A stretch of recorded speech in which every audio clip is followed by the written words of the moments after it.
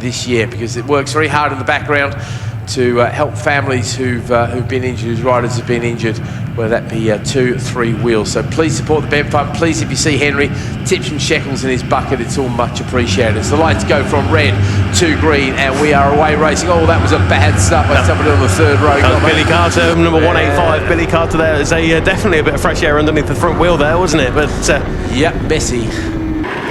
Okay, down into the first corner, and is that young Arnie who's gone away well? I think it is a rookie bib out in front, isn't it? You said there's quite a few rookie bibs out there, isn't there? You got Arnie Carr, Hudson Cooper, Billy Carter, all with the orange bibs. But Lewis Jones, bike number 30, the first of the seniors on the grid there. Good to see that Lewis Jones is out there on circuit as the MZs get underway, and it's Alexander Mann who seems to have made the initial jump there ahead of the number 85 of Andy Wales. So running down now towards Redgate. It's a relatively long drag there for these MZs, isn't it? From the all the back of the grid.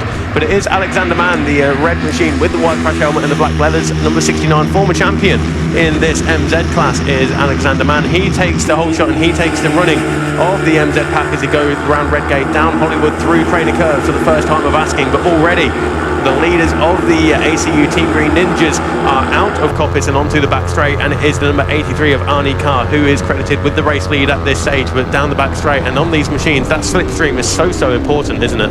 Yeah, these, and of course the MZs, the slower the machine, the more important the slipstream is. You don't have the power to punch past people, but to slipstream somebody, you've got to be close enough to them. And right now it looks like young Arnie Carr is making sure nobody is close enough to him. James Lord is our reigning L&W Contractors rookie champion there. I've just looked up his paperwork. Bloomfield runner-up? Bloomfield was third. Okay, the runner-up. Hickmott was that, right? Well done.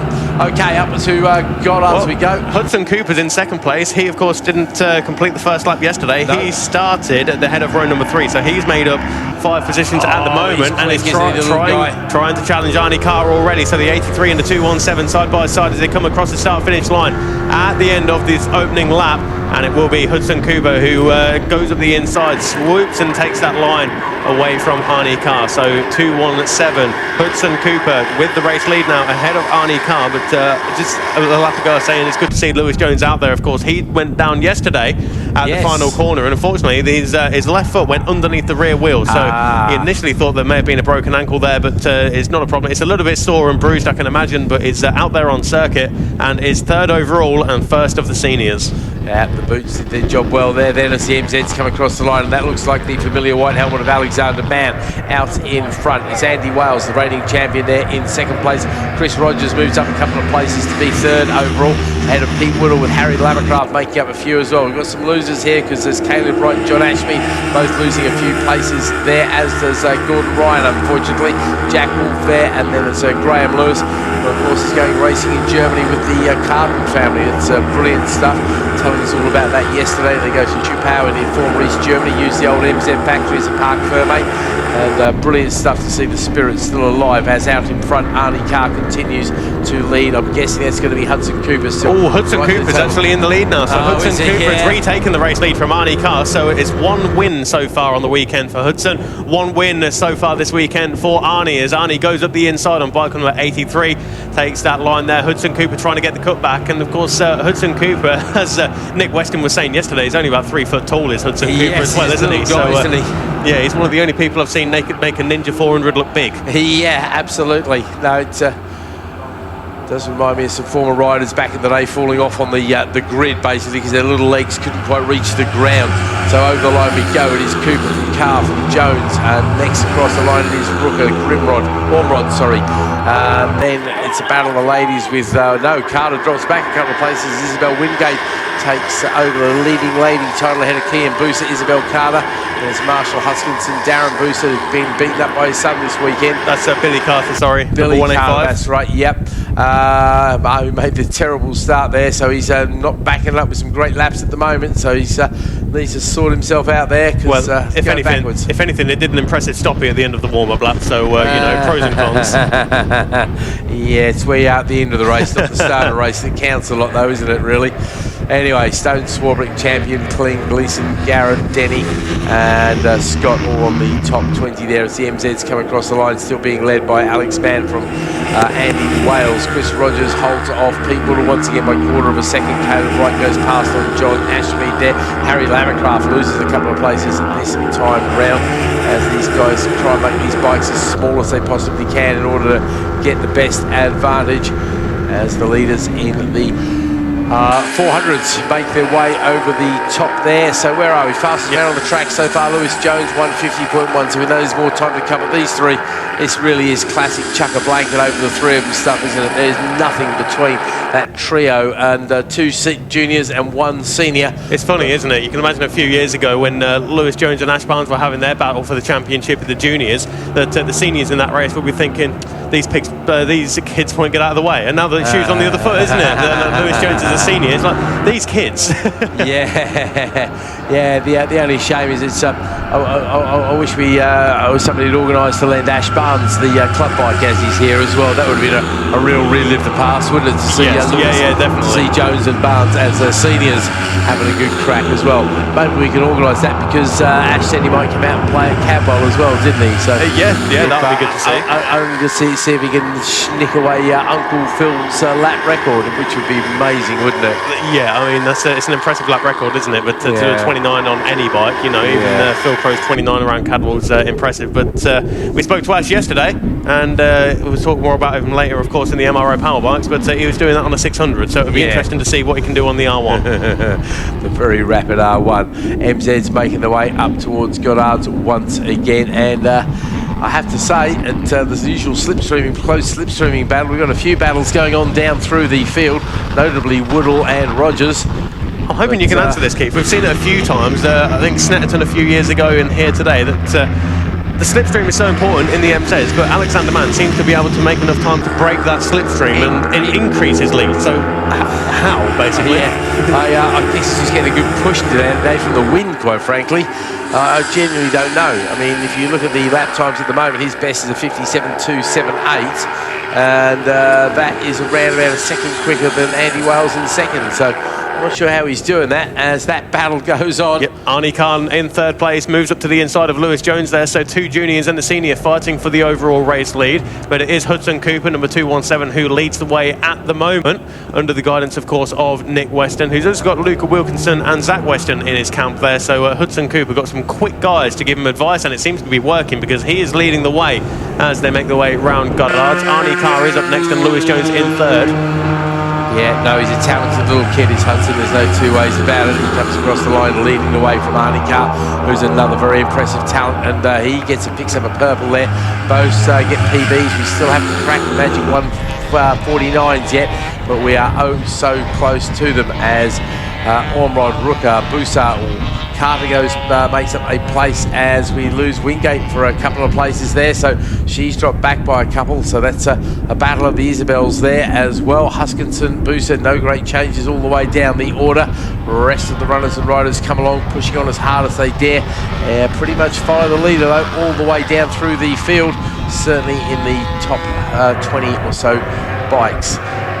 We'll see if anybody can find something magic out there. The 50.1 is the fastest man on the track so far has been Lewis Jones, the senior there. He's only just a senior. Is he 18, 19, something like that? I'm not quite sure.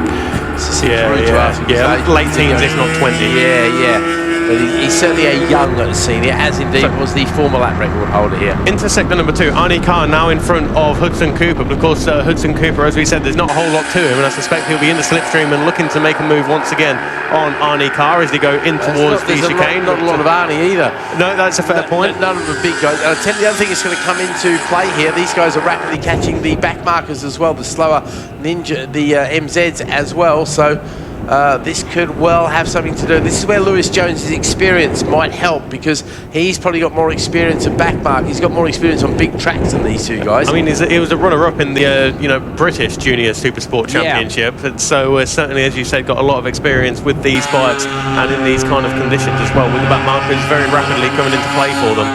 over the line they come. Last time across the line, the three of them were separated by 0.8 of a second. Cooper picks up a purple sector 2 time, but it doesn't seem to increase his gap by very much because the others go with him. There's Travis Rooker and Archie Ormrod looking across, and Archie Ormrod just taking a look to his left-hand side there. Enough room for Travis Rooker to slot in behind him on the run down towards Redgate.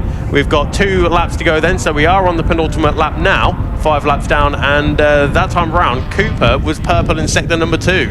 Yeah, he's didn't seem to do him too many favours, but Carr also went green as well, so he could only be a fraction of a second or so slower. And even though it was a yellow, the man who's already got the fastest lap has probably got some decent lap time under there. So the markers can be a little bit of a red herring, really. So everybody in the top 20 is over the line now, as the leaders are already up the top, aren't they? So I was watching them, the Ninjas go up the inside of that tail ender in the MZs there. So second place was closing on first, and third place was closing in on both of them. So it really does all close up as they go in towards Coppice. But they're out of Coppice now and onto the back straight. Hudson Cooper still showing us leading the way there. And Arnie Carr, we took right into the slipstream there, pulling out at the very last second in towards the chicane, I imagine.